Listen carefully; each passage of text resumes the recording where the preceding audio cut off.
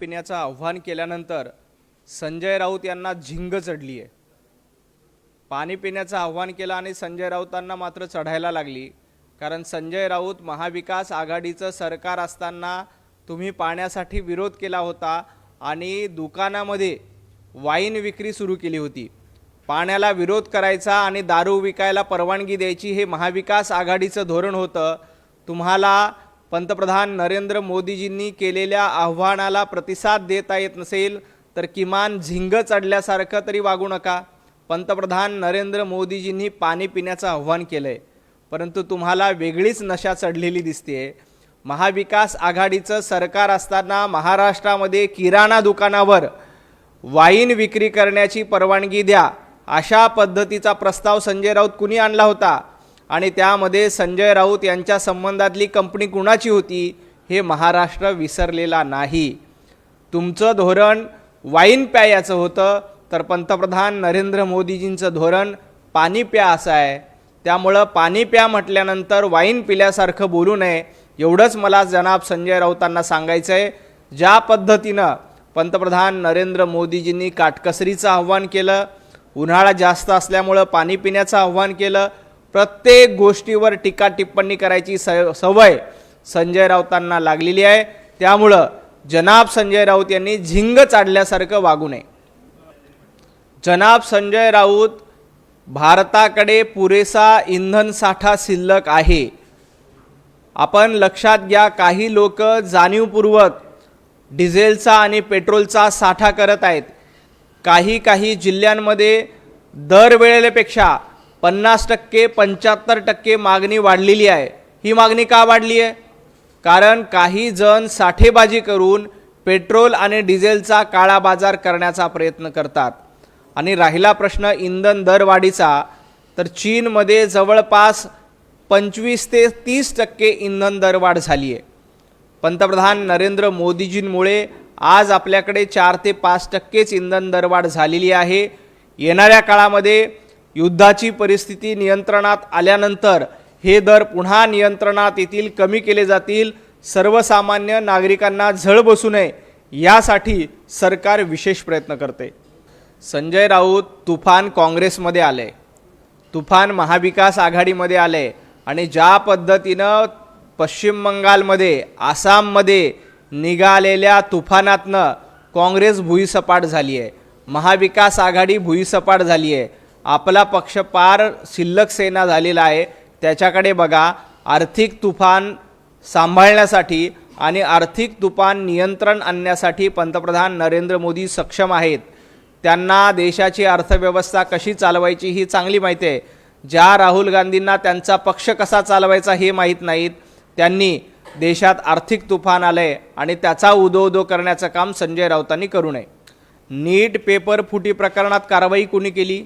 सरकारने स्वतःहून कारवाई केली। ज्या वेळेला लक्षात आलं की पेपर फोडून काही विद्यार्थ्यांचं नुकसान करण्याचा प्रयत्न केला गेला, त्यावेळेला सरकारनं कुणालाही पाठीशी घातलं नाही। देवेंद्रजी फडणवीसांनी कुठेही मौन बाळगलं नाही। उद्धवजी ठाकरे सारखे मौनी बाबा देवेंद्रजी फडणवीस नाहीत। त्यांनी सांगितलं, नीट पेपर प्रकरणामध्ये जे कोणी दोषी असतील त्यांच्यावर कारवाई करा, कुणालाही सोडू नका। ते काँग्रेसचे कच्चे बच्चे असतील तरी त्यांनाही पाठीशी घालू नका। संजय राऊतांनी काँग्रेसला जाब का विचारला नाही? नीट पेपर फुटी प्रकरणामध्ये काँग्रेसचं थेट कनेक्शन समोर आल्यानंतर देखील संजय राऊत त्यांना जाब विचारण्याची हिम्मत करत नाहीत। मुख्यमंत्री देवेंद्रजी फडणवीसांनी ज्या वेळेला लक्षात आलं की महाराष्ट्रामध्ये पेपर फुटीचं काही कनेक्शन आहे, त्यावेळेला अशा लोकांना बेड्या ठोकण्याचं काम, ताब्यात घेऊन चौकशी करण्याचं काम हे केंद्र सरकारच्या माध्यमातून, CBIच्या माध्यमातून, राज्य सरकारच्या माध्यमातून केलंय। नीट पेपर फुटी प्रकरणात विद्यार्थ्यांच्या जीवाशी खेळणाऱ्यांशी आणि शिक्षणाचा खेळखंडोबा करणाऱ्यांना कुणालाही सोडलं जाणार नाही, हे जनाब संजय राऊतांनी लक्षात ठेवावं।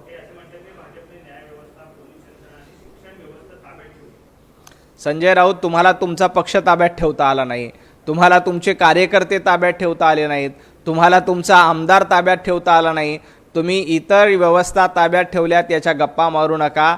या देशातील जनता सुज्ञ आहे, त्यांना माहिती आहे की कोणाला कसं ताब्यात ठेवायचं।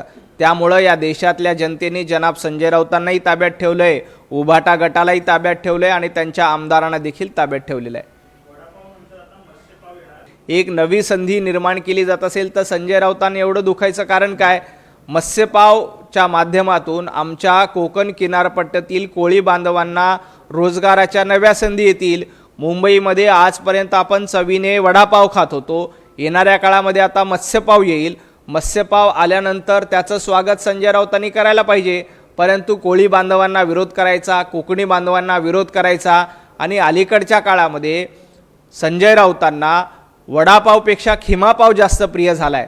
कारण त्यांना वाटतं की खिमापाव खाल्ल्यानंतर आपल्याला जे खिमापाव खाणारे आहेत ते मतदार करतील आणि त्याच्यामुळं दाढ्या कुरवळण्याचं काम खिमापाव खाऊन हे संजय राऊत करतायत. परंतु लक्षात घ्या, तुम्ही कितीही दाढ्या कुरवळल्या, अफजल खान यांनी औरंगजेब फॅन क्लब चालवण्याचा कितीही प्रयत्न केला तरी त्याचा उपयोग होणार नाही. तुम्ही कोकणी लोकाच्या मत्स्यपावाला विरोध करतायत, तुम्ही कोळी बांधवांना विरोध करतायत, कोकणी बांधवांना विरोध करतायत. हा कोळी आणि कोकणी बांधव तुम्हाला धडा शिकवल्याशिवाय राहणार नाही.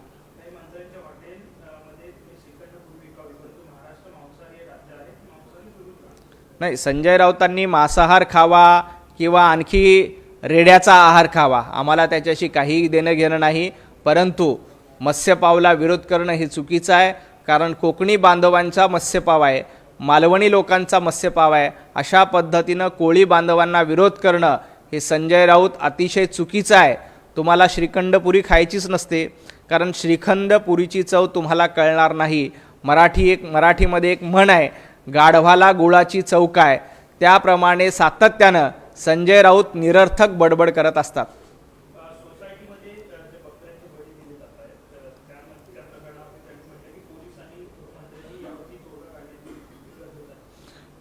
संजय राऊतांनी आज पत्रकार परिषदेमध्ये बळी देण्याचं समर्थन केलंय. बकरी ईदच्या निमित्ताने बळी देण्याला आमचा विरोध नाही आहे, परंतु बळी कुठं द्यायचा? सार्वजनिक ठिकाणी बळी द्यायला निश्चितपणे विरोध केला जाईल. तुम्हाला बळी द्यायचा असेल तर तुमचा सण घरामध्ये साजरा करा, त्याला आमचा विरोध नाही आहे. परंतु आपलं मतांचं लांगुलचालन करण्यासाठी संजय राऊतांच्या माध्यमातून अशा पद्धतीनं रस्त्यावर, सार्वजनिक ठिकाणी, सोसायट्यामध्ये बकऱ्यांचे बळी दिले जातात, त्याचं समर्थन दुर्दैवानं जनाब संजय राऊत करतायत. आज वंदनीय हिंदू हृदय सम्राट बाळासाहेब ठाकरे असते तर संजय राऊतांच्या पेकाटामध्ये लाद घातली असती. कारण सातत्यानं बाळासाहेब ठाकरे यांनी अशा पद्धतीच्या प्रथा परंपराला विरोध केला होता. त्यांनी कधीही उघड्यावर नमाज पाडणं असेल किंवा उघड्यांवर बळी देणं असेल या परंपरेचं समर्थन केलं नाही. परंतु दुर्दैवाने आज संजय राऊत फक्त आणि फक्त मतांसाठी, दाढ्यांची मतं आणि अफजल खानांच्या औलादीची मतं आपल्याला मिळावी म्हणून अशा पद्धतीनं बकरी ईदचं रस्त्यावर समर्थन करतायत, त्या कुर्बानीचं रस्त्यावर देण्याचं समर्थन करतायत. परंतु एक लक्षात घ्या, इथला हिंदू बांधव जागा झालाय. तुम्ही अशा पद्धतीचं समर्थन करत असाल तर येणाऱ्या काळामध्ये इथली जनता तुम्हाला धडा शिकवेल.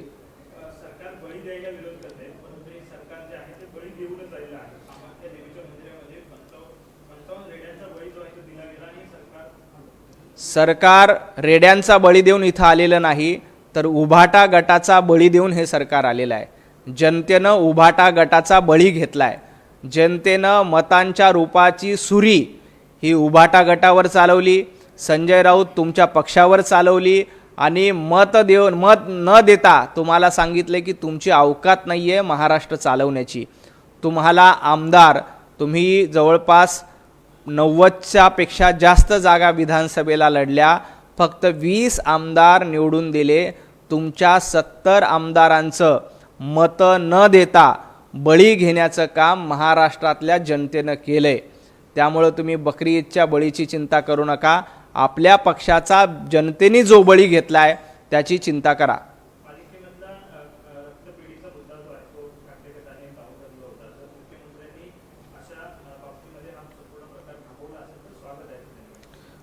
महाराष्ट्रामध्ये किंवा मुंबई महापालिकेमध्ये किंवा कुठल्याही व्यवस्थेमध्ये भ्रष्टाचार होत असेल तर त्याला रोखण्याचं काम मुख्यमंत्री देवेंद्रजी फडणवीस अतिशय समर्थपणे करतायत.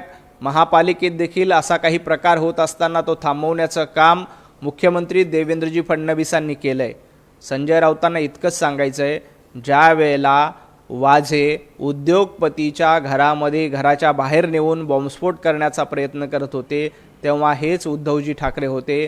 ते म्हणत होते, वाझे काय लादेन आहे का? चुकीच्या कृत्याचं समर्थन करणारे उद्धवजी ठाकरे होते. तर एखादंही चुकीचं कृत्य कुणीही केलं असेल तर त्यातला विरोध करणारे मुख्यमंत्री देवेंद्रजी फडणवीस आहेत. हाच देवाभाऊ आणि उद्धवजी ठाकरे यांच्यामधला फरक आहे. त्यामुळे जनता सुज्ञ आहे. संजय राऊत तुमच्यासारख्या लोकांना घरी बसवण्याचं काम, नाकारण्याचं काम त्यामुळं जनतेने केलेलं आहे.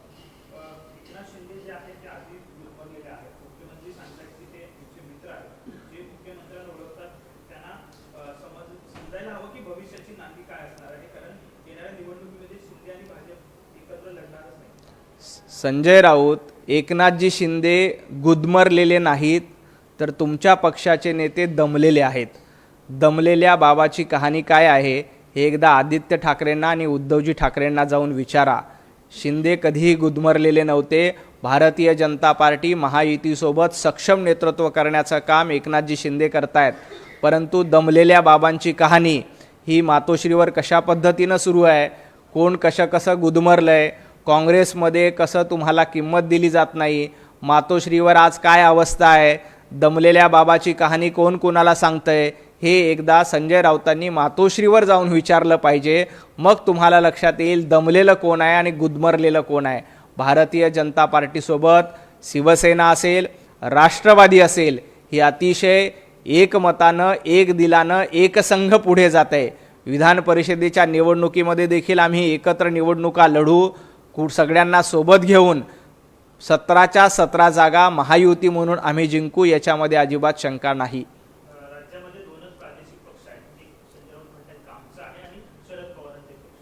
नाही, हे खरं आहे की राज्यामध्ये दोनच प्रादेशिक पक्ष आहेत. एक वंदनीय हिंदू हृदय सम्राट बाळासाहेब ठाकरे यांची शिवसेना जी एकनाथ शिंदेंसोबत आहे, आणि दुसरं स्वर्गीय अजितदादा पवार यांच्यासोबत असलेली राष्ट्रवादी काँग्रेस पार्टी.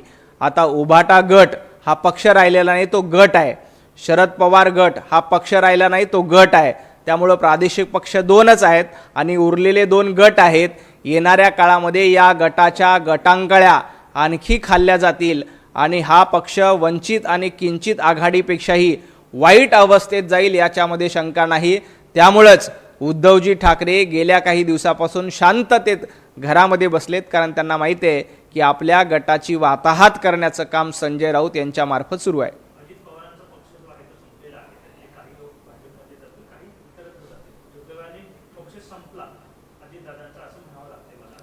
पक्ष कुणाचा संपला? अजितदादांचे महाराष्ट्रामध्ये 54-55 आमदार आहेत. त्याला पक्ष संपलेला म्हणत नाहीत. ज्या पक्षाचे 50पेक्षा जास्त आमदार असतात ते पक्ष संपलेले नसतात. संजय राऊत, तुमच्या पक्षाचे 20 आमदार नाही आहेत.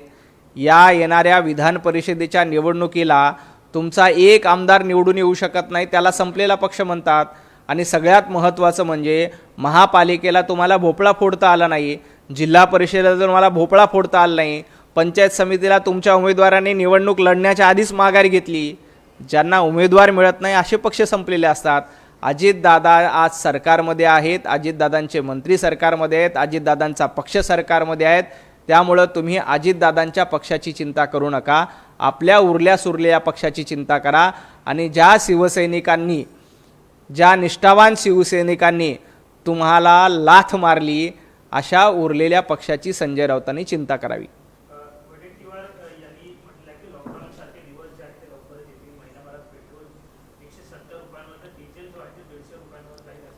विजय वडेट्टीवार, या देशामध्ये लॉकडाऊन लागणार नाही, परंतु काँग्रेसचं लॉकडाऊन निश्चितपणे झालेलं आहे.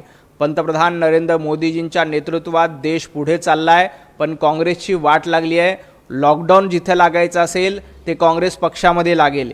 या देशामध्ये लॉकडाऊन लागणार नाही.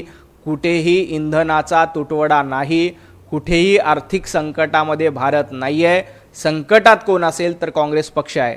संकटात कोण असेल तर चंद्रपूरमध्ये तुमचे नगरसेवक तुम्हाला सांभाळता आले नाहीत. चंद्रपूर, गोंदिया, गडचिरोली या भागामध्ये काँग्रेसचे नगर